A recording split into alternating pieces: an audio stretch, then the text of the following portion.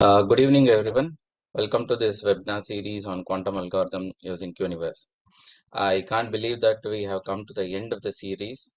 It was a great journey with you all in this series. Thank you, one and all, for taking your precious time in attending the sessions and learning quantum algorithms with us. I hope you all had enjoyed the sessions and using the Qniverse tool. Request everyone to provide your feedback on the tool, and if any improvement you foresee in the tool, you can email us at qniverse@cdac.in. Before we move on to the session, since it is the last session, I thought I will share some statistics about the series. I'll just share my window.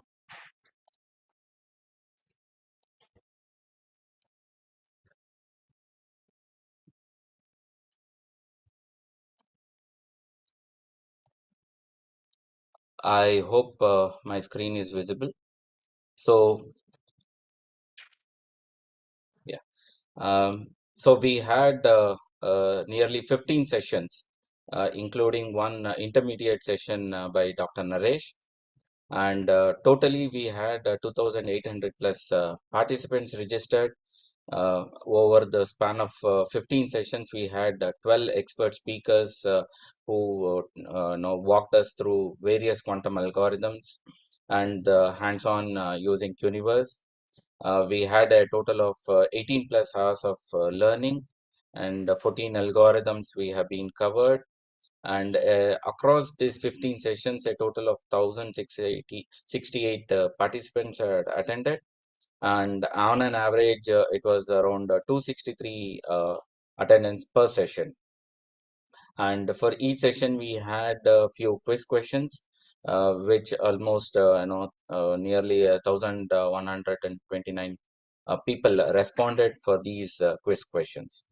And these sessions were also available on our YouTube channel, where nearly 5,690 or 5,700 people have viewed our videos.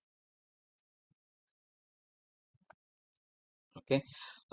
Moving on, as we had announced at the beginning of the webinar series, we shall have the developer certification exam conducted after this last session. Few details about it. So what is about this exam? So this exam is a Qniverse Developer Certification, which is designed to evaluate your practical skills in what you have learned in all these 15 sessions, which is quantum circuit design, execution, and problem solving using Qniverse. So basically, what will be the exam structure? It will be open to the webinar series participants. So there will be around 10 problem statements, wherein you can choose 5 problem statements, ranging from easy to hard problem statements, so that you can put your hands on and whatever you have learned across these sessions to the practicality of solving a problem. So you will be solving this problem using our Qniverse platform, and there will be a submission form wherein once you solve the problem on our platform Qniverse, you need to provide the job ID which you successfully have run the problem statement on our Qniverse platform, along with few explanation of how you solved the problem statement. So it will be an online mode. No need of coming to C-DAC Bangalore or proctoring kind of an exam. So we will give ample time, say 1 week time, wherein you can take your time at your free time and attempt these problem statements. Okay, the fee is 1,000 rupees. So what you will get with this developer Qniverse developer certification, you will get a physical certificate from C-DAC Bangalore that you have passed these exam, the certification. And you will also can be if you are willing, you can be part of our internship program at C-DAC Bangalore. And you can also exclusively visit our Qubit studio, which we are working on quantum photonics at our C-DAC Bangalore. So these are few important dates. Hope you can note down. Uh, the registration for starts from tomorrow. We will know officially send out an email to all the participants, uh, the the the poster which you are seeing. So it starts from 9th to 16th October. So within this week you can register. um, Through the registration form, you can scan the QR code and you will get a registration form wherein you need to fill the few details of your name, email, the what is your position, whether you're a student or a researcher or a enthusiast, and the payment details wherein you will be given a QR code, a UPI QR code. We can you can scan the QR code, pay, and you can upload your screenshot of the payment and the transaction ID. Once we receive the registrations, we will take a week time to confirm your registrations with the payment, and then send out the confirmation mail in a week time. So, and with a announcement of the on a examination date. So this is the examination dates. It starts from 25th October to 1st November. So within this week, on 25th October, we will be sharing the problem statements. So it will be through email. So for all the registered participants. So once you receive the problem statements, you can take your time up to 1st of November, and you can submit the your results or the solutions of the problem statements within the 1st of November 2025. And the successive weeks, we will take few days to evaluate the solutions which you have submitted, and successively on evaluation, uh, I mean, during the second or third week of November, the results will be declared, and successively you will get a notification by end of November or with the early December, how you can collect the certificate. I mean, we can even post, or if you are willing to travel to C-DAC Bangalore, or if there is an event um, which is happening, an event called ACI 2025, that is Supercomputing India Conference 2025 at C-DAC Bangalore. So you can even participate, and we can give the certificates during that time. So regarding the examination guidelines and regulations, we will be sharing this uh, to over email to all the people. Okay, what will be the marking schemes, how the marking, what will be the submission process, and what is the passing criteria, and what are the rules and regulations you have to follow, and what are the terms and conditions. So all these things will be shared to you. So if you have any queries during the process of registration or the examination, you can write to us at qniverse@cdac.in. But don't bombard the chat with the questions regarding this developer certification now itself, so that it will get clumsy for the speaker to answer your queries. So keep the chat clean and ask only the questions related to the today's topic, and all your queries you can compile into one email and send it to us at qniverse@cdac.in. Definitely, we respond to each of your emails.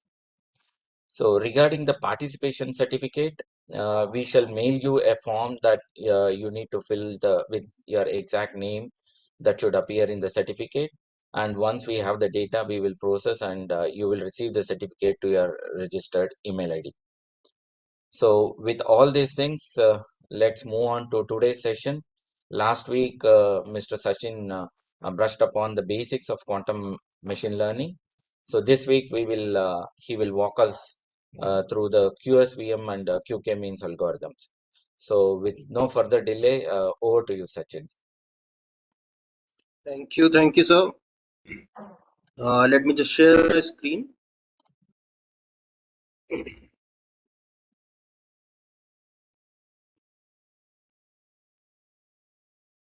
hope you are able to see my screen. Sorry. Yes.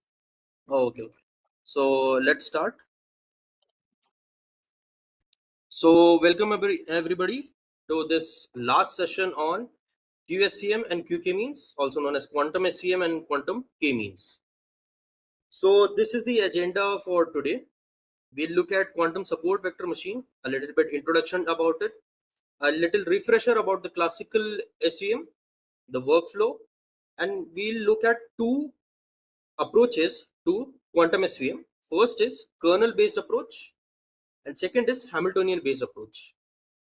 And then we'll compare classical versus quantum SVM, as well as look at the merits and demerits. Similar case for quantum K-means. We'll look at the introduction, basic concepts about the classical K-means and K-means workflow, as well as comparison with merits, demerits, and the future prospects. So let's start. What is quantum support vector machines? So basically, quantum support vector machines or QSVMs represent an innovative fusion of quantum computing and classical machine learning, which is designed to harness computational advantages of quantum mechanics for complex classification tasks. A basic key component of a QSVM is a quantum kernel estimation, basically a quantum kernel, which maps data into complex quantum feature spaces. Just as is for classical kernels, we also have something called as quantum kernels that we use in quantum SVM.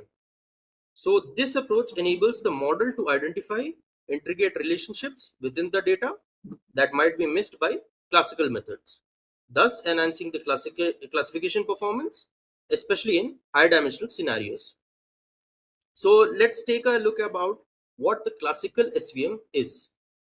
A support vector machine or a classical SVM is a margin maximizing classifier that seeks the hyperplane, giving the largest separation between the classes.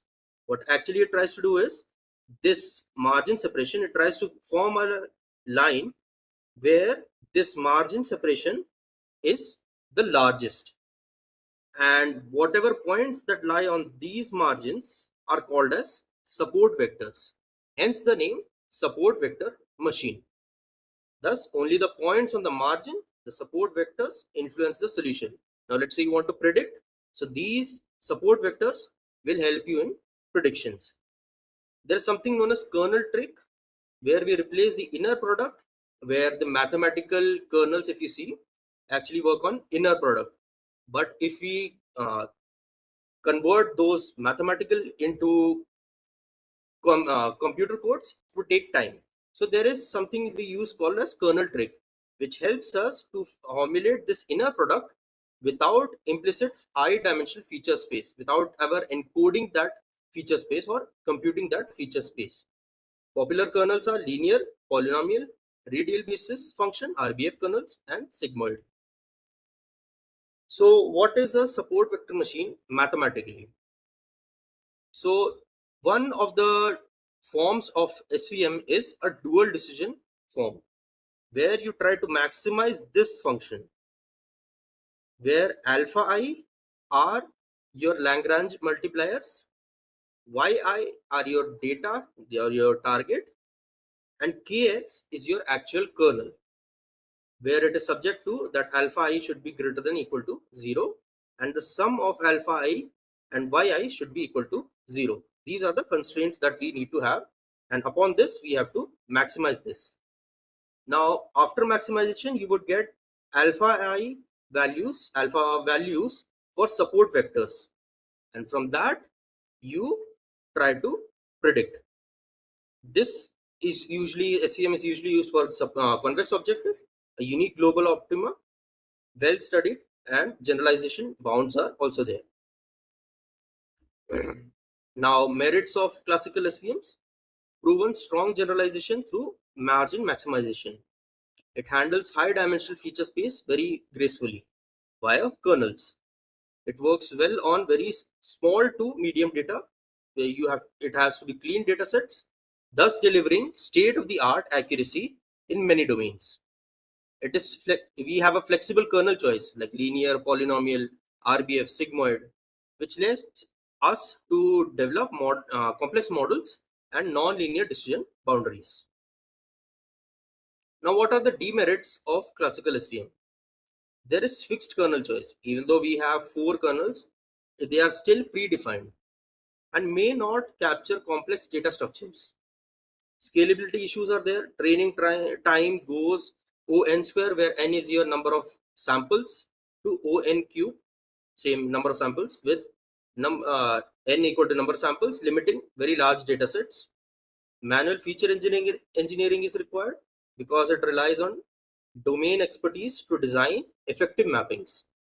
And hyperparameter sensitivity is there. C, gamma, and all the kernel parameters like degree, coefficient, everything. So now we come to QSVM.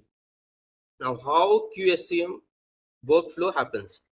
Same as any ML workflow, you have to prepare your data, normalize and split into training or testing sets. Then quantum encoding has to happen. We apply a feature map circuit UX, which is a unitary on X is your data, to embed each input into quantum state psi of X is your data.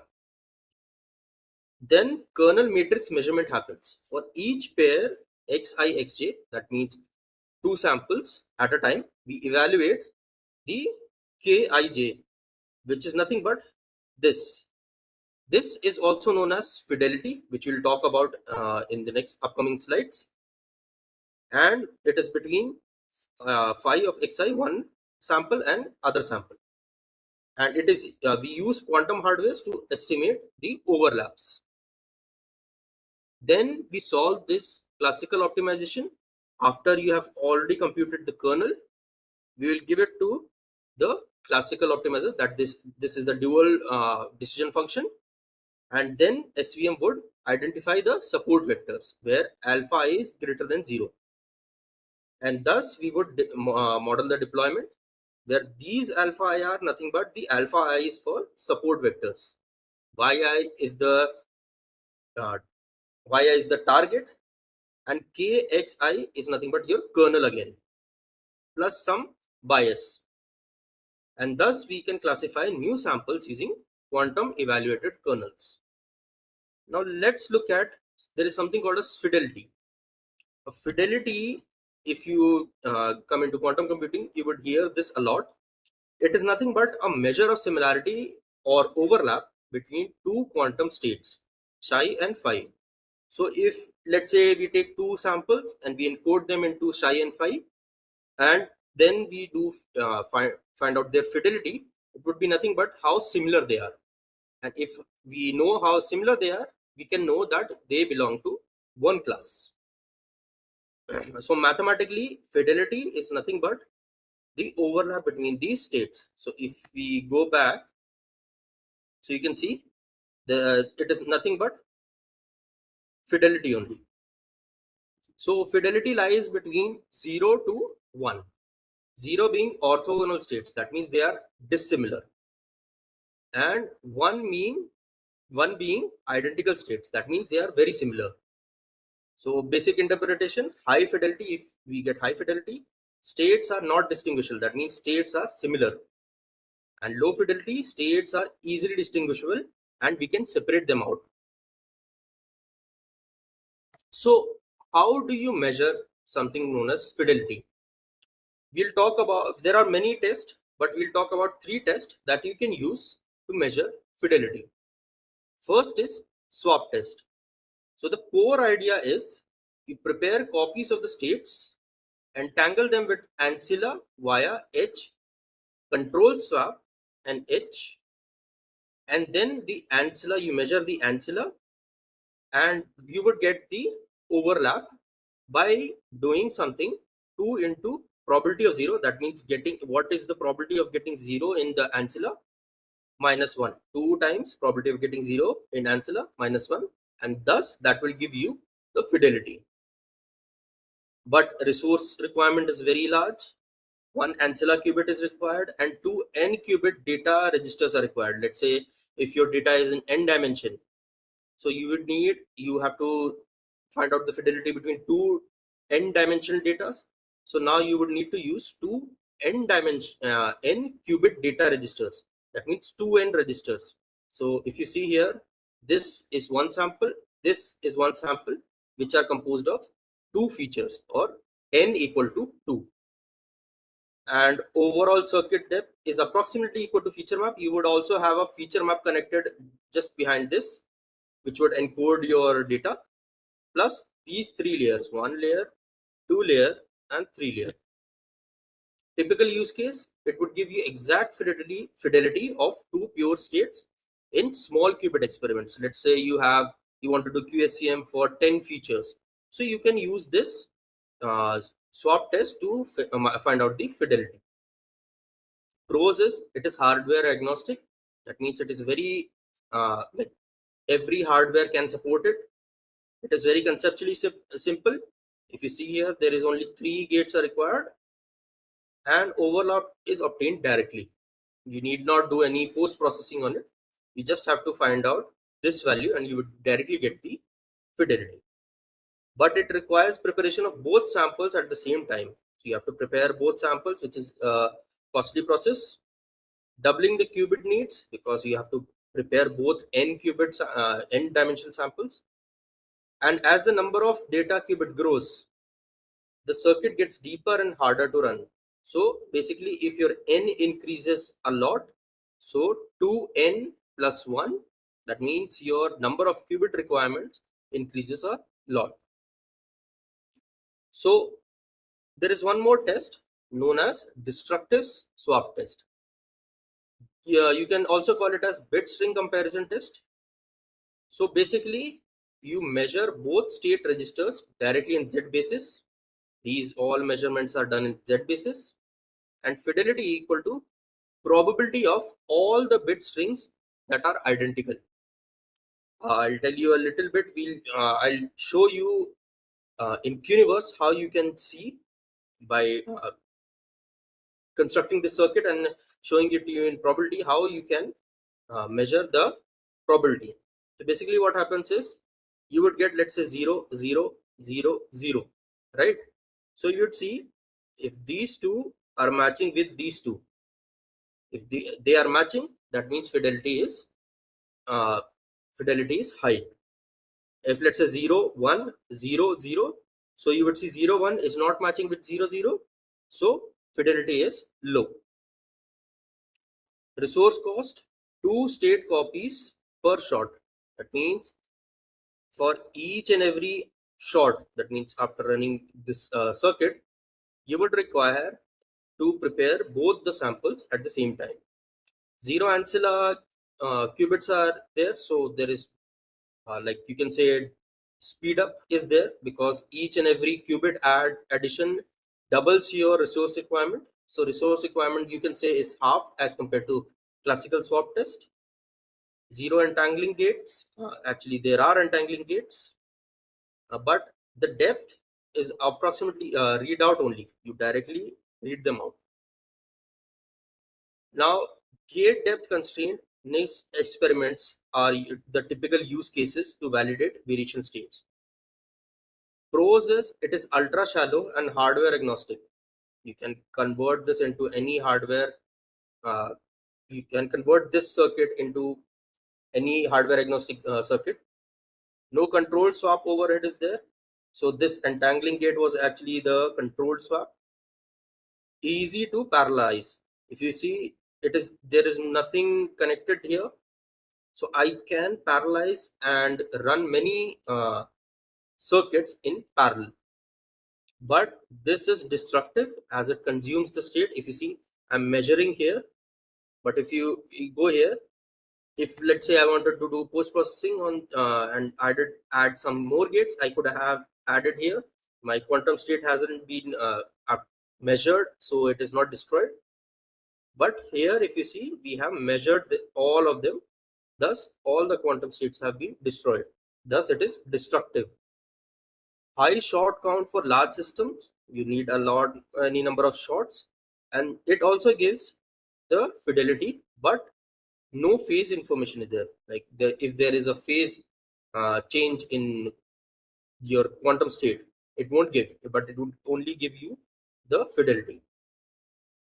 So there is one more test, measuring fidelity using Hadamard or inner product test. So basically, you have a controlled unitary, which is nothing but your feature vector controlled by a ancilla. To work state row, you find out the row, measure ancilla for real and trace of your unitary uh, density matrix. Then apply random Clifford and measure work qubits for classical shadow. Basically, what you do is you find out this real kernel, and then you find out this imaginary kernel, like the values that are going to come, and then you multiply that, and then you get the fidelity. One ancilla only is required, and only one copy of the state, but controlled unitary must be implemented. See, if you see here, you would still encode x1 and x2 here, but if you see here, you only require n qubits, n plus 1 qubit, as compared to 2n plus 1 qubit. So your speed would be high, but you're going to run two different circuits here. That's the only cons, that is the only demerit. Typical use cases, variational algorithms runs where you need to check how well your current state matches target or compare two related circuits. Pros, it is highly qubit efficient, n plus 1 as compared to 2n plus 1 or 2n. Works directly with circuit descriptions and not preloaded states. You can you do require directly encoding here. You do not have something connected here which preloads your state. Requires two separate runs for real and imaginary parts. As I said, you need to run this circuit and this circuit again. This is S-dagger gate, and cannot operate on unknown black box states. So if you have any unknown state here which you are going to encode, it won't be able to run. You won't get the fidelity actually.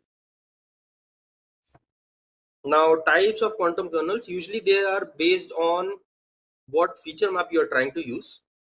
So first is fidelity based quantum kernels, where quantum state overlap as a similarity measure is used. This gives you fidelity, so you can say everything is a fidelity based measurement. Entanglement enhanced kernel, usually your ZZ kernels, using feature maps with entangled qubits to generate feature correlations. And variational quantum kernels, usually where your quantum kernel uh, is parameterized, and use parameterized circuits as feature maps with trainable parameters. So you would have a feature map as well as trainable parameters to adapt the kernel to data, usually for very complex data. So one of the fidelity based quantum kernel that is used in our Qniverse. So this basic definition is a fidelity based quantum kernel is a similarity kernel function for kernel machines, SVM, defined as the squared state overlap between two quantum encoded data points. If you see here, this is your fidelity kernel, which is nothing but similar to what actually kernel computation you need to do, where phi of x is nothing but u of theta unitary of phi x get 0 to n. That means it is on every qubit. N is your number of qubits, or uh, if you are using for n dimensional data, so n is your number of dimensions.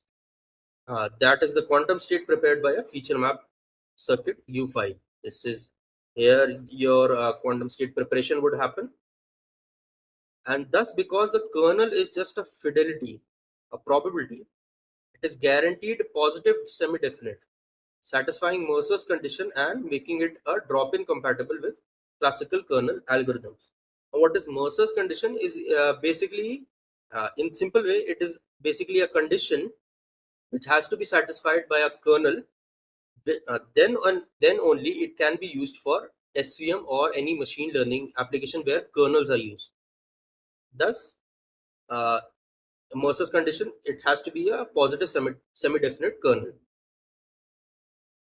So moving on to entanglement based, ZZ feature map is also one of the entanglement based, you can say, because it can have a lot of qubit entanglement. You can have a lot of qubit entanglement in that. Quantum kernels whose feature map explicitly creates multi-parted entanglement, either by entangling gates inside the data encoding circuit, where let's say in the feature map you have, or entangled starters GSZ cluster W on which data dependent rotations are applied. You see here data dependent rotations are applied here, and the kernel value would be, Coulomb computation would be this. It is also an overlap, but this here, this is here, this part is here. It is basically acting on two different n qubit uh, data and dimensional data, sorry, where ux contains entanglers, and thus the overlap is measured using the swap test or fidelity circuit. Then there is something called as variational quantum kernels, which is nothing but a trainable quantum kernel in which the data embedding circuit is there. If you see here, this part, your x is nothing but your data. This part is your trainable or variational circuit, where these parameters like theta and everything would be tuned.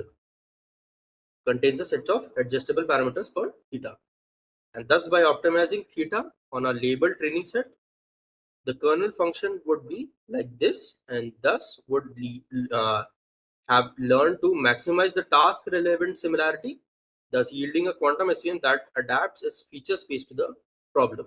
Basically, you will use, just like in classical machine learning, we do parameter updation, like weight updation.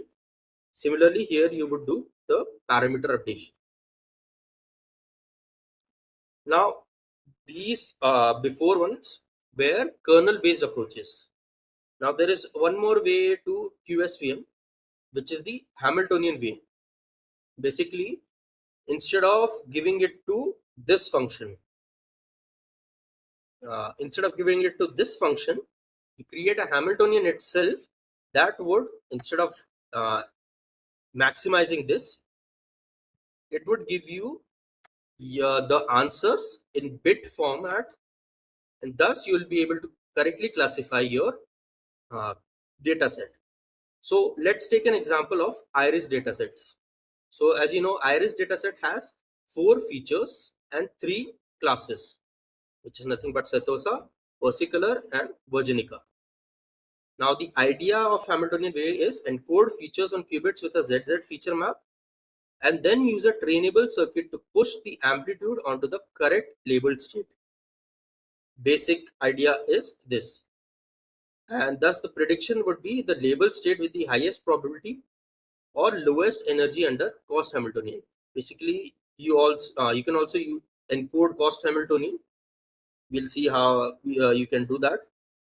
And basically, registers are data registers. D qubits are required, one per feature that you pick.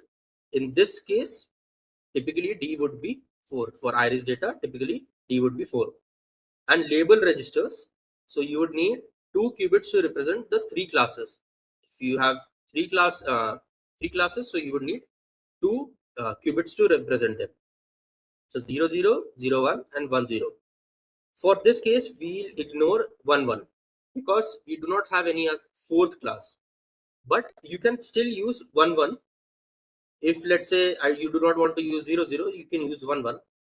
Or let's say if you want to use everything, so the energy that you're going to assign to it has to be higher, so that your Hamiltonian does not optimize to this state.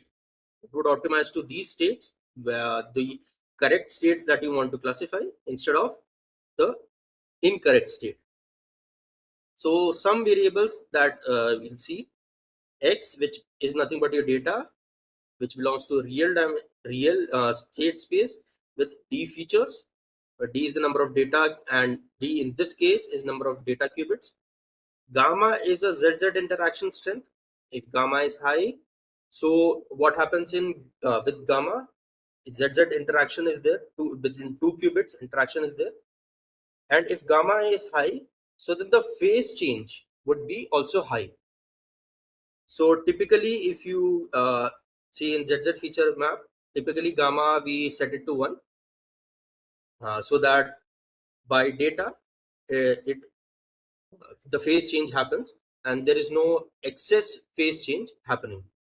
Theta is nothing but your trainable parameters of the variation block, and Ey is the energy that we are going to assign to these states, or this if you are trying to use this.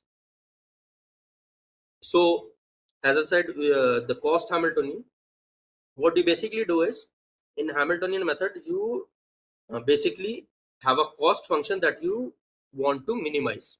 Just as is the case for classical machine learning, we also have a cost function that we try to minimize so that our model gives correct predictions. In the similar way, we also have something called as cost Hamiltonian, where we assign an energy to each valid label. Let's say these are the labels that we are going to predict. So we create a cost Hamiltonian based on E00. We'll assign E00 some energy to this overlap state, some energy to this overlap state, some energy to this overlap state. We can ignore 1 1, or you can still add it in your cost Hamiltonian. But let's like the energy that we are assigning, you assign a very high energy, let's say 10, 12 or something, so that when it runs on your it runs on the actual quantum computers, your Hamiltonian does not go to this ignored state or the incorrect state. Instead it goes to these states.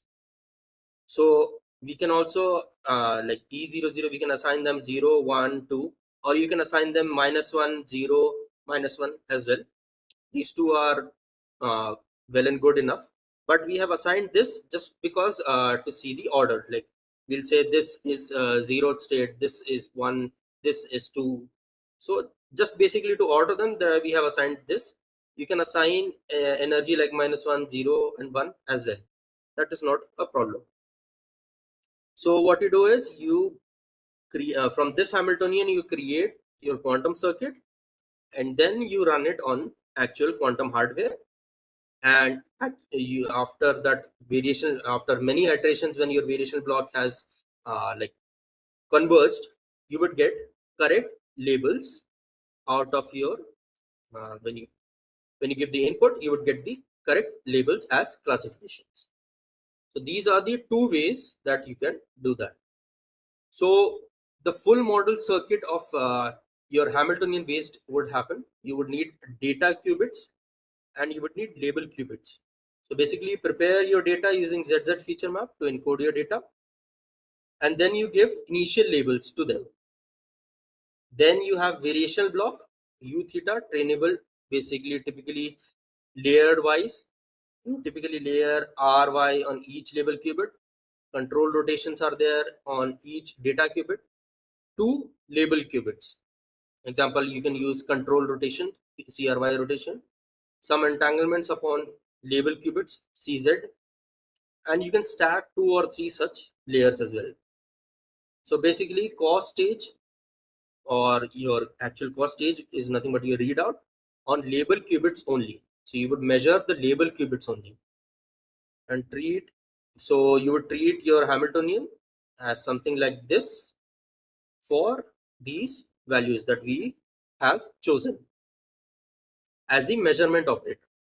And then you would evaluate your Hamiltonian from Z expectation of the two label qubits, the label qubits, and the loss would be the this energy, or you can use cross entropy from the measured label probabilities as well. And then you would update your theta via parameter shift.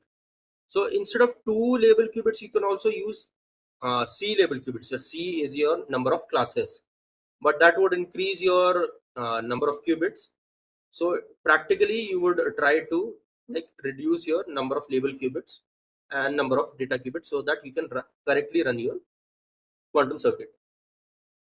Now comparison of classical SVM versus QSVM. So basically classical SVM, the training time complexity is D with n square. D is your number of features, or D of n cube if you have multiple classes. And linear SVMs usually scale linearly in data size.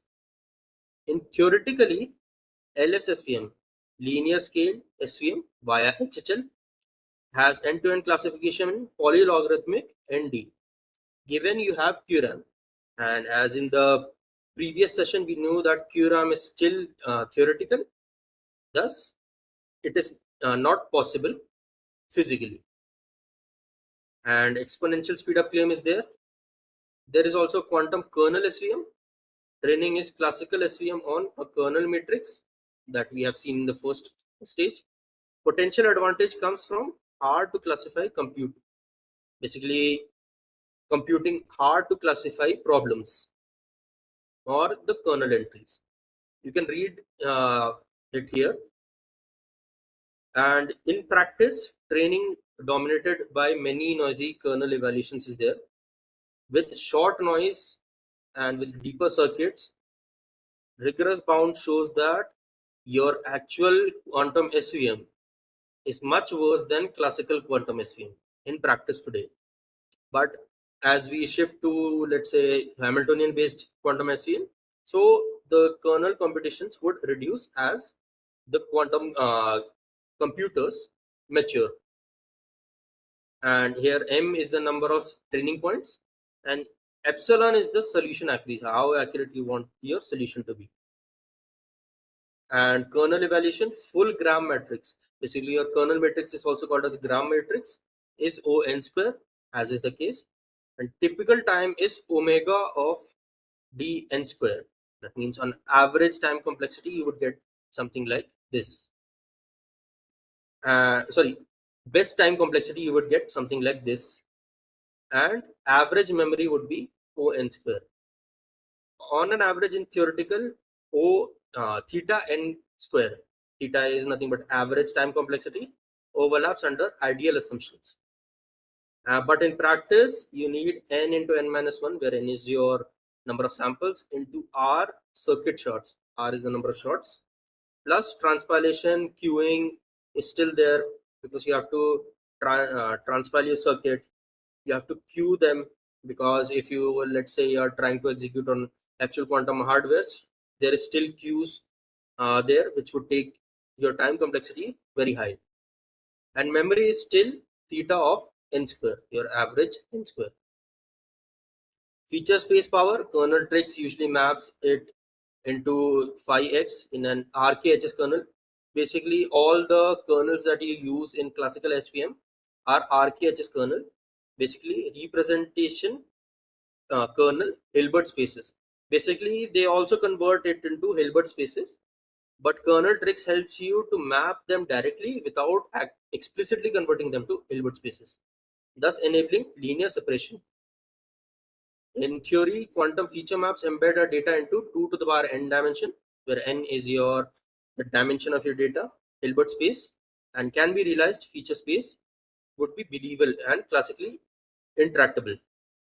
But in practice, expressivity must match the task, and overly expressive or embeddings can hurt the generalization. Thus, shows it shows advantage. The advantage depends on their data structure and labels. Speed up claims are no quantum claims are there. Mature GPU CPU solvers are also already present. Provable or exponential separation is crafted in LS QSVM with QRAM and quantum kernels for certain distribution or tasks. No broad real quantum advantage has been there. Demos usually typically match strong classical baseline on small to medium datasets. Accuracy, strong competitive baselines are there with good kernel tunings or tuning the kernels. But in theory, in principle, it can separate classes which are unreachable by classical kernels if the quantum kernel's inductive bias matches the task. That means your quantum kernel Hamiltonian has to match your task. But in practice, empirically, it is comparable to classical methods on realistic datasets today. And hardware run approach usually have noiseless simulators at very small scales. Accuracy. Hardware resource needs CPU, RAM, GPU is optional. Kernel SVMs usually require theta of n square memory or time. But in theory, LSVM assumes that QRAM and fault-tolerant gates are already present, which is not the case in today. And quantum kernel SVM needs Q qubits and shallow circuits to implement the feature map. NIST devices with Q approximate feature dimension for angle ZZ map. You usually use ZZ feature map with an approximate Q features, which are very small, 10 or 20. Plus, large short budgets are there, and noise control and calibration is still critical. Key limits: kernel methods suffer from O of n square, and in theory, basically many speed up relies on quantum RAM, which is currently still not. It is still theoretical. It is still not practical, and in practice, your key limits are usually short complexity and device noise, and can wash out signal. Yeah, basically device noise would wash out the signal. Generalization can degrade with overly expressive embeddings, and kernel estimation overhead is still dominated. So now what are the merits of kernel method? Usually it is strong in small n. If you have very small, medium to small data sets, number of samples is very small, like iris data sets, there is very little risk of underfitting. It is scalable training, no circuit gradients are there except for variational kernels. If you have, just build the kernel matrix and classical SVM optimization, and then give it to classical SVM optimization, which is convex and reliable. Simple modeling, only tune SVM parameters, the classical SVM parameters, and the feature map stays fixed.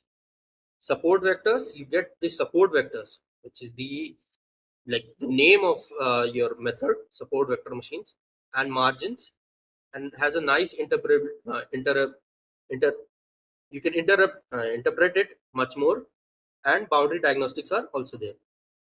And shallow circuits are there, overlap or ancilla test can be very shallow, and more noise tolerant on NIST devices. But demerits is quadratic cost in n. The building your kernel and storing it is still O n square in circuits and memory. You still have to have O n square circuit executions, and you still have to store it. Slow inference, each test point needs kernel evaluations versus many training points. For even testing, you have to have kernel evaluations because they are quantum kernels, and thus you would require to execute the circuits. Feature map is locked except if you take out the variational kernel. Expressivity would be limited on your fixed map, and no end-to-end learning of representation would happen. Multi-class overhead is there, as SVM inherently is 1 versus 1. For multi-class, it basically does 1 versus rest. Thus, multi-class overhead is still there in kernel method of QSVM. Now, merits of Hamiltonian method. Basically, you have end-to-end learning. You have some trainable U theta, that is the variations circuit that learns the decision rule and potentially have richer boundaries. Compact inference is there, one circuit per test sample, and no kernel with all train points. So if you have n samples, you would do n circuit evaluation as compared to n square. Direct multiclass, you would directly get the multiclass because you are uh, encoding it as energies, and thus you would get you would have multiclass as well, 3 or 3 more, and no one-to-one comparison would be there, which is the case for classical SVM or QSVM with kernel method. Adaptable capacity is there. If you increase the depth of variation, you can control the model size and would match your hardware budget and give you good results. But sorry, these are the demerits. Sorry, but the demerits include ANSAT design still matters. You need a reasonable U theta. Fewer guarantees are there. It is non-convex, and no global optimization guarantees are like that in SVM. No support vectors. With Hamiltonian method, you cannot get support vectors, and there is no margin. And short budget is also there. Estimating expectations and gradients may need more shots than kernel overlaps. This is actually demerits. It is not the merits. Now, what are the future prospects of QSVM? Now, if you see the Hamiltonian method, you do not have support vectors. So, can you actually call them quantum support vector machines, because there are no support vectors. So how can you call it a quantum support vector machine? You can call it a classifier, but not a quantum support vector machine, because there is no support vectors. So basically, the future prospect of QSVM with the kernel methods, you would need to have noise adapted kernels. Scalable kernel evaluation has to have feasible through quantum random feature methods. Fault tolerant runs need to be there. Auto optimization stacks, these are still very far term, long term, where automatically it would search for the best quantum feature map and support vector hyperparameters without manual tuning. That is still very futuristic task. And R&D should focus on adaptive feature maps, sparse kernels, and large public benchmarks, as well as explainable quantum kernels and strong error mitigation techniques. So that was QSVM, quantum SVM. Now let's jump to quantum K-means. So quantum K-means or QK-means is a hybrid clustering algorithm that leverages quantum computing concepts alongside traditional clustering methods, as is the case for every general QML application. At its core, QK-means utilizes quantum circuits to compute similarity measures between the data points and centroids. Basically, in classical K-mean, you do distance comparison for similarity. Here, you would do it by fidelity, which we have seen before, which would serve as an alternative method for distance evaluation compared to classical Euclidean metrics. And thus, the primary goal of QK-means is to exploit the potential of quantum speedups and enhance feature mapping through quantum state representations, while still incorporating well-known classical techniques for cluster rotation, convergence, etc. So a little bit what is required for K-means is basically distance measurement. Basically, the classical K-means or Lloyd's K-means usually requires Euclidean distance, which, as you know, is under root of x minus x1 minus x2 square plus y1 minus y2 square. That is your Euclidean distance measurement. There is also something called as Manhattan distance. But basically, instead of under root, you have mod, the absolute difference between x1 and x2 and y1 and y2 similarly. Then there is Minkowski distance. It is nothing but a generalization of the Manhattan distance and Euclidean distance. Euclidean distance is also called as L2 distance if you go for vectors. Manhattan distance is called L1 distance, L1 norm, and L2 norm and L1 norm. And Minkowski is also called LP norm because of P in the power. And then there is something known as Mahalanobis distance. Now let's say 2 points are there, and let's say they represent some units, let's say kilogram or gram. Now if I convert from kilogram to gram, it is the same thing. The value is still the same. Either I write it as 1 kilogram or I write it as 1000 grams. But if you go with these measurements, they treat them both as different. Thus, to mitigate that, there was this distance, Mahalanobis distance, was created. Basically, this is unitless. That means it does not matter what unit it is, as long as the conversion is still there, like Fahrenheit to Celsius. Let's say I have temperature in Fahrenheit, and now I have converted it to Celsius. It would still work. This Mahalanobis distance would still work. So a little bit about classical K-means. Classical K-means is nothing but a clustering algorithm which on n data points, which partitions n data point into k clusters. So if you can see here, this is one cluster, second cluster, and third cluster, and these stars are your centroids. Classical K-means is also known as Lloyd's K-means because it was first proposed by Stuart Lloyd of Bell Labs in 1957. And it alternates between assignments. Basically, you assign each point to the nearest centroid and update the centroid by taking the mean of all the points. So only those assignments influence the solution. So let's say for this centroid, only the blue ones would be influencing the centroid update. There are initialization trick because centroids usually are randomly initialized. So let's say they are very far apart, so convergence would take time. Thus there is something known as K-means plus plus, which usually seeds basically a smarter seed selection for your centroid so that you can converge very much faster. Or you can use random seeding to improve converge. Random seeding also. Distance metric is typically Euclidean for Lloyd's K-means. And popular variants include K-means plus plus, mini batch K-means. If you have a very large data sets, you do K-means clustering in batches on that data. So the clustering objective of K-means is nothing but to minimize this. Subject to that, Zi, which is your cluster assignment, is either 0 or 1. So if your point has 1, that means it is in that cluster. If it is 0, that means it is not in that cluster. And the sum of that, basically it forms a matrix of that, should be 1 for a particular point. You would find out the distance between that point with all the centroids, and with the minimum where the distance is minimum, you would assign Zij as 1. That means here if you see, Zij would be 1 if your j or the distance is minimum 0, otherwise if it is greater than the minimum. And centroid update would happen like this: Zij, wherever Zij are 1, that means the point that belong to that cluster, and divided by the number of points, that is the mean assigned points.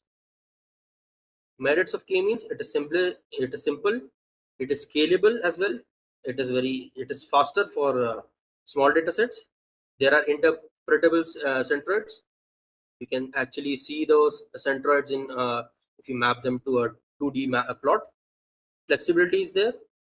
They are deterministic refinement. You would have a convergence, and it is memory efficient.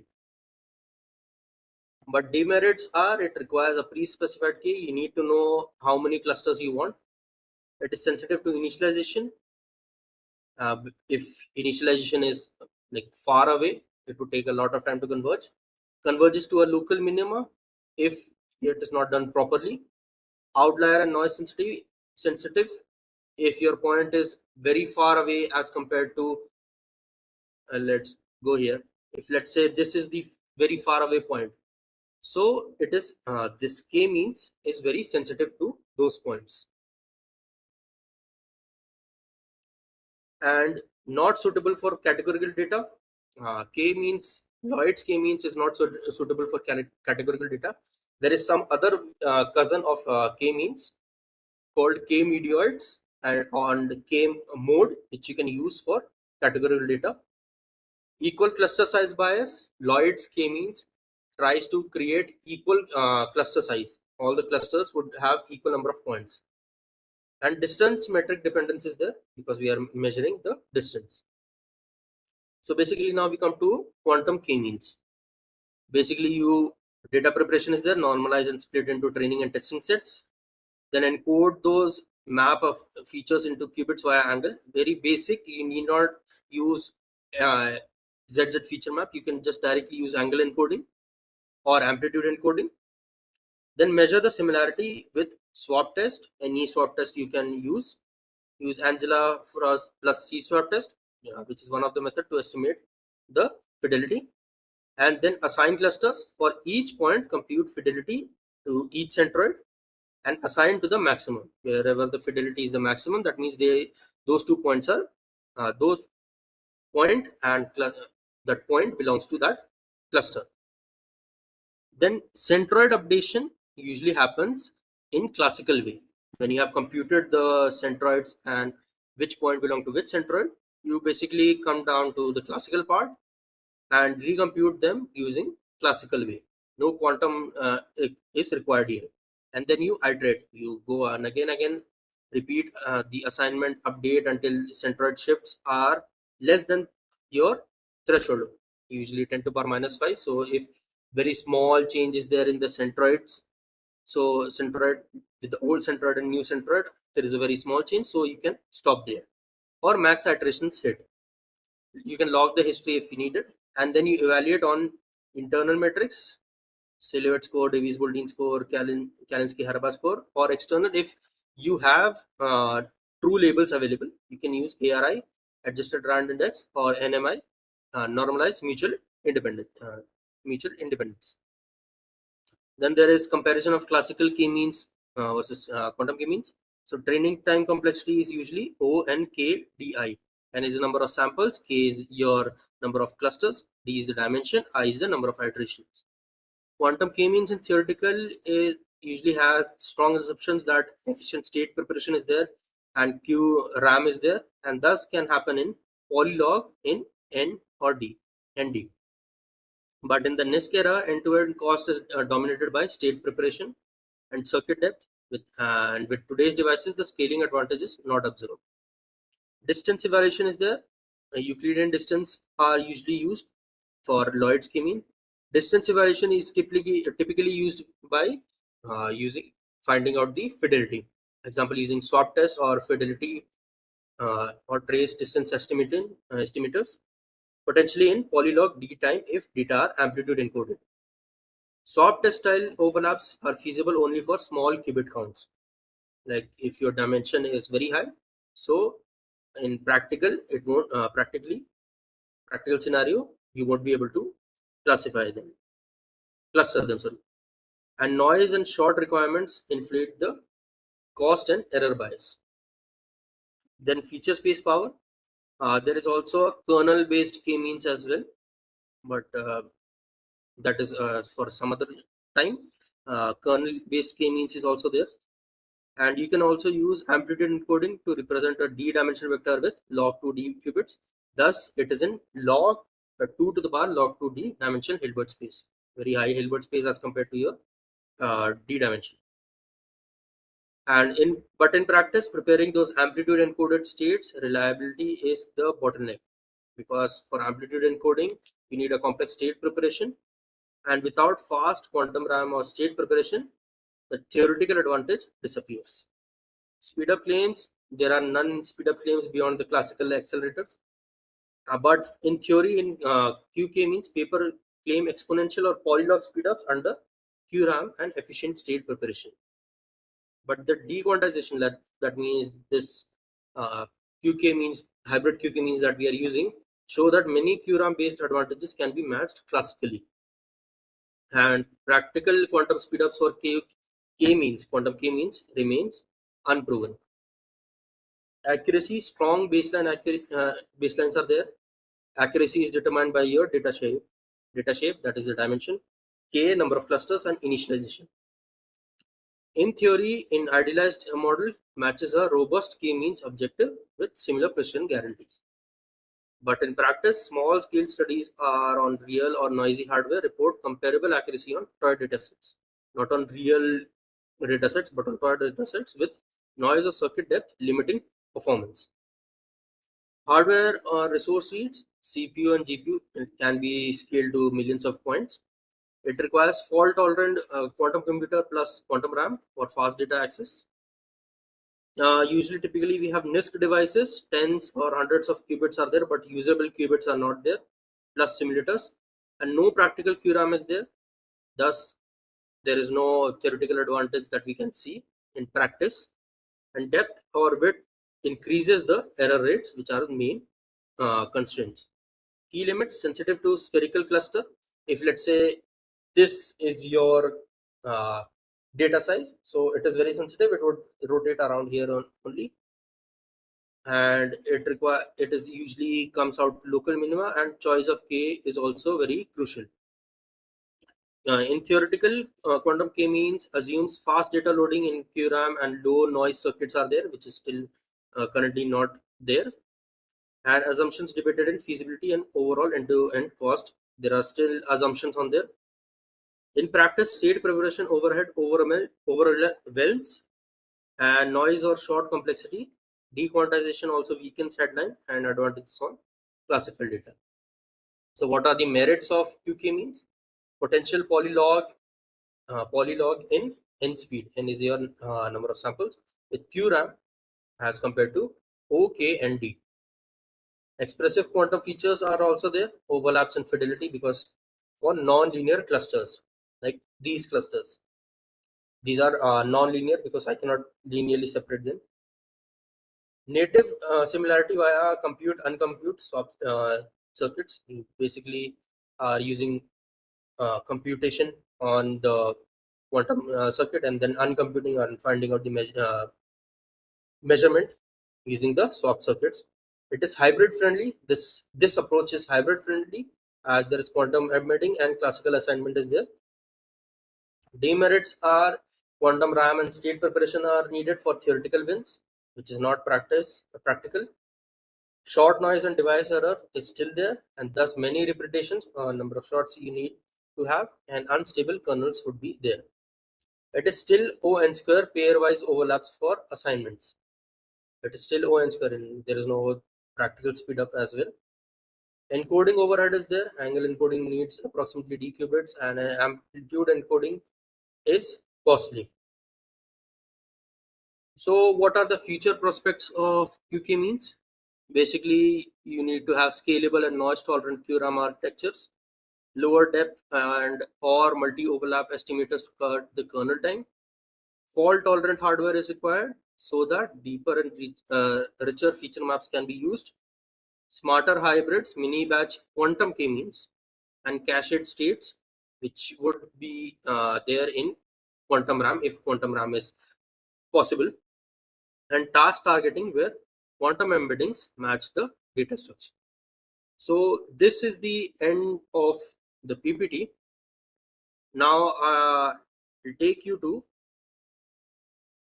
our Qniverse. So let me just log in.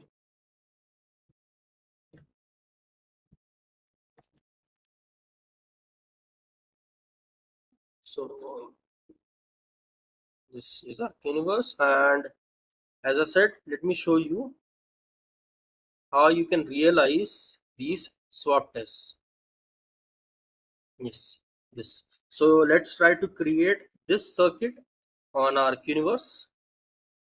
So I have gone ahead and created the control swap gate. If you see here, it is nothing but, see, this is the circuit structure for control swap gate. So now we need a Hadamard on Q. Let me take 5 qubits and 1 because we only have to measure the ancilla. And let me add it on Q1 to Q3. Let me add one more from Q2 to Q4 and add Hadamard and then add a measurement. So this is the basic structure for control swap test using ancilla. So this here, let me just put it here. If you see here, this is nothing but Hadamard. This is your control swap gate, and here is your Hadamard. So let's see how here in this Q1 and Q2, they are for sample 1, Q3 and Q4 are for sample 2. So for Q1 is feature 1 of sample 1, Q2 is feature 2 of sample 1, Q3 is feature 1 of sample 2, and Q4 is sample 2 of feature 2 of sample 2. So let's put, now if you see here, let me just close this so you can see it very well. So if you see here, what we have to do is find out the probability of measuring 0 in ancilla. If you see here, ancilla is nothing but this part. Let me just zoom in so you can clearly see. Ancilla is nothing but this bit, okay. These less significant bit in this structure is your ancilla. These 0 ones are your actual ancilla, and on which you have to find out the probability of 0. Now if you see here, it is 0 on ancilla. What is the probability? 25%. Here it is 1, so we won't consider this. Here it is again 0, and what is the probability? 25%. So 25% plus 25%, 50%, and here it is 1. So we won't consider this. Now what was the formula? 2 times probability of 0 minus 1. So 2 into probability of 0 is 50%, or 1 by 2, minus 1. So 2 into 1, 2 into 1 by 2 is 1. 1 minus 1 is 0. So if you see, the fidelity is 0. And you can also see it here. See, this state is 1, 0, and this state is 0, 0. They are different. Now let me add one more xk to Q3. Now if you see, this is 1, 0, 1, 0. Now if you see here, probability of measuring 0 in ancilla qubit is 100%. So now again you go to that formula, 2 p0 minus 1. P0 is 100%, or 1. So 2 into 1 is 2, minus 1 is 1. So fidelity is 100%. Now let's take one more example, destructive swap test. So basically let me clear this, and it usually utilizes 4 qubits with 4 classical bits, and basically you connect it with Q2, and you connect this with Q3, and then you put Hadamard gate here, Hadamard gate here, as you can see, Hadamard gate here, and then you measure everything. Okay, now how do you do that? Now you basically find out the bit parity. See, if you see here 0, 0, 0, 0, that means it can be included. 0, 0, 0, 1. So we cannot include that, but yes, 0, 0 and 0, 1 cannot do that. 0 with 1, 0 with 0, and again 0 with 1, 0 with 0. Basically you compare the bit string, and using that bit string comparison you will get the fidelity. Now let me just speed it up, as we are running out of time. I'll just basically, I wanted to show you the cost Hamiltonian. I have already run it. I'll just show you without dragging and dropping it here. So basically this is the circuit for cost Hamiltonian based quantum SVM. Basically this here is your ZZ feature map, and this here is your variation layer, and these are rotation on Y and CZ, and these are your label Q5 and Q4 and Q5 are your label qubits, and Q0 to Q3 are your data. And when you measure it, you would get output something like this. So since this is not optimized, so you would get a little bit probability here and there, but when you optimize it, so whatever is the state, you would get the correct answers. So these are the ways you can realize this your Hamiltonians in Qniverse. Now let me just quickly go and run a QKmean algorithm on, we'll choose the default data only, max iteration k equal to 3. I'll just load it, and let me just run it.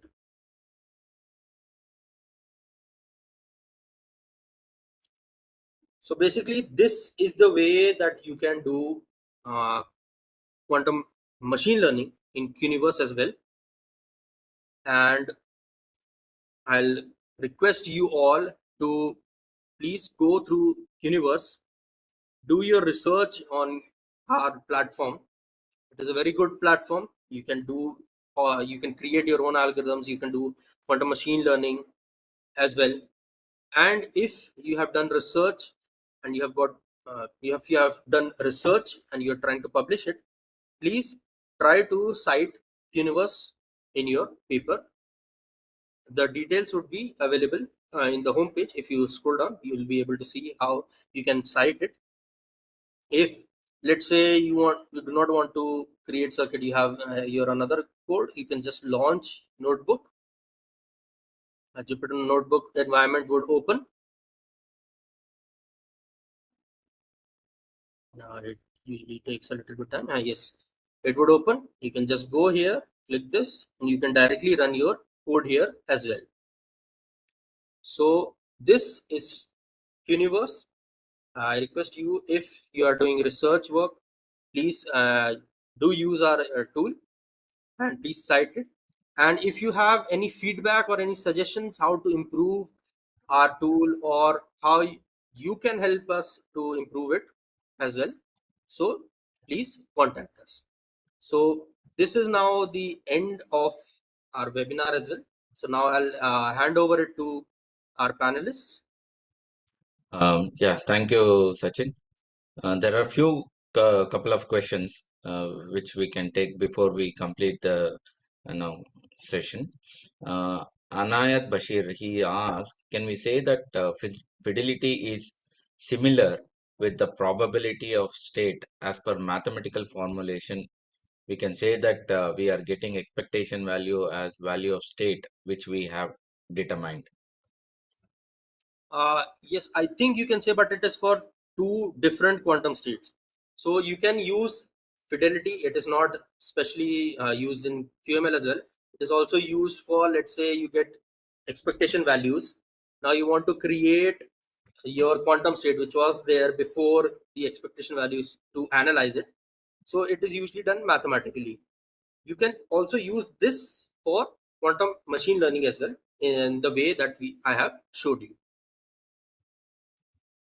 Okay. The next question is by Miss Nalini. Why rotation gates used for variational quantum kernel? Should be two only, or why it is four? D should be two only. Okay. Usually, for variational quantum algorithms, you need to train it. You need parameters to train it. And which is the gate that has tunable parameters? That is nothing but rotation gates. In rotation gates or phase gates, you give the phase your theta, and thus you can tune it. So with the tuning, let's say it is in this direction and it is not giving me good results. Now I'll just tilt it a little bit. Now it is starting to give me good results.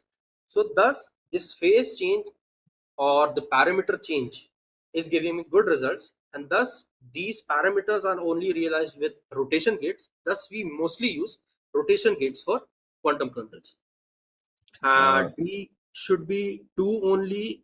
No, why it is four? I'm sorry, I'm unable to understand this question. If you are talking about number of features, or you're talking about number of gates, I request you to please rewrite your question. This question. okay. The next question is by the same Miss Nalini. Can you please elaborate how support vectors are implemented in QSVM? As I said, with dual decision problems, basically in QSCM with kernel method, you just basically find out the kernel and the, wait, I'll just reshare it again to show you where you can find out.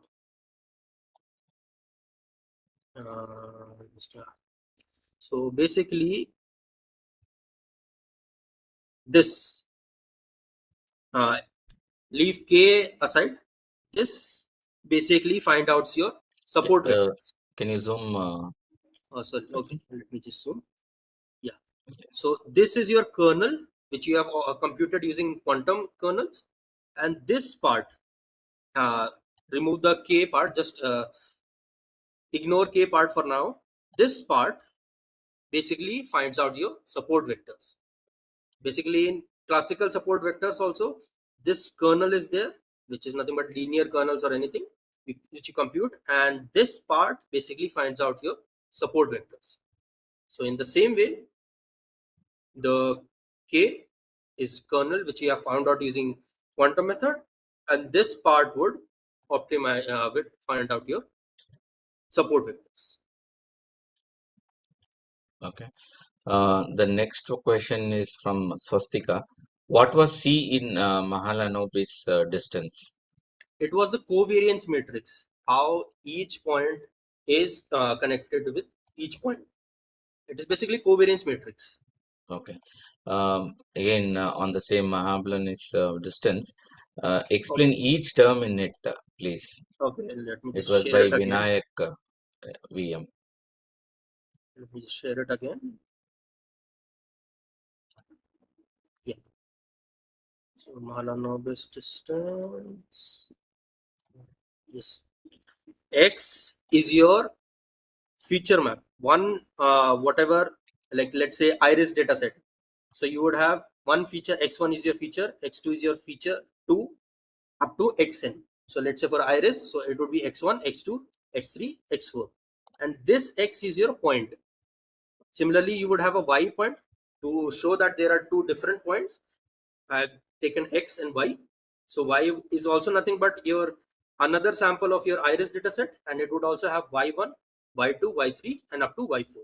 So thus your distance would be x minus y. Like each individual, you would subtract, and you get a matrix, and you would do a transpose of it. This is the transpose.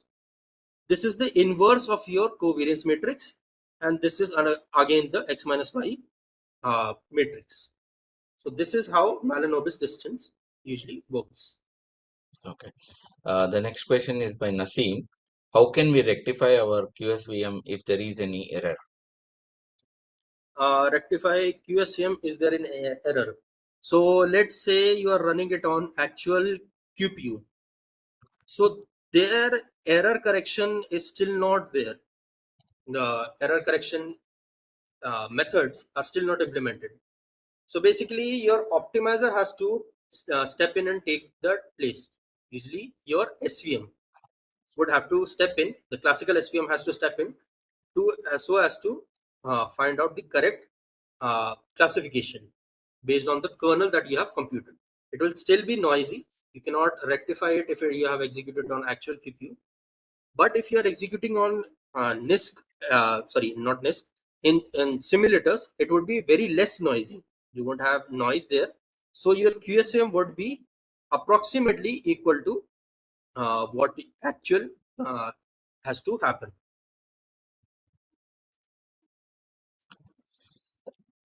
Okay, the next question is by Lalit. He asked, interested to know what practical application C-DAC has implemented with other than default packages like Iris when it comes to QSVMs and Q-KMeans. In both algorithms, it seems like we are limited by the unavailability of QRAMs, and both algorithms need significant memory to experiment with a reasonable small n-dimensional real-world dataset. It feels like classically is ahead of quantum for these algorithms at the moment, but once scalable fault-tolerant circuits become a reality, we might see the real advantage. Is it correct? Yes, it is correct. Like if you see the quantum algorithms that are the QSVM and QK means that are right now, not just for iris, for any toy data sets, even for wine data set, breast cancer data set, it is still like classical methods are still much more better as compared to quantum methods currently right now. But let's say in future we have availability of QRAMs and availability of a lot of qubits. So in that case, you would be able to see the exponential speed up that is theoretical. Yeah. There is a question, generic question by Nalini. She asks for a detailed explanation of the concepts. Um, Ma'am, sorry to say that because of a short duration of 1 hour, and we are trying to explain different algorithms, it would be difficult to uh, concentrate deeply on one particular algorithm. You may contact us at qniverse@gdac.in, and we can take it up offline, and we can work it out to have a very deeper sessions with you or with any of your students community or any such. So I hope this answers to your question. With no further questions, I think there is one last question. What is the value of QSVM in AI and in today's technology, by Naseem? Currently, it is still theoretical way. You can use toy data sets to do that. You can generate create your own kernels on very small data sets, 2000 or 3000 samples. In today's technology, there is no value of QSVM right now. But as it evolves, as I showed you the Hamiltonian method, which is a classifier based method, not exactly QSVM, but you can still use that to find out uh, the classifications in ON, O of n, as compared to O of n square, that is the kernel based method. So Okay. current value is not there, but in future we would have. Yeah, with this, we have come to the end of our webinar series, the 14-week webinar series. Thank you all for your precious time, dedicating to this webinar series and learning quantum algorithms with us. I hope you have enjoyed the sessions and the tool. Again, I reiterate for the developer certification, we will send out the forms. While doing the payment through UPI, please mention the Qniverse Developer Certification in your message so that we can track it easily. So with this, thank you one and all. Thanks for your participation.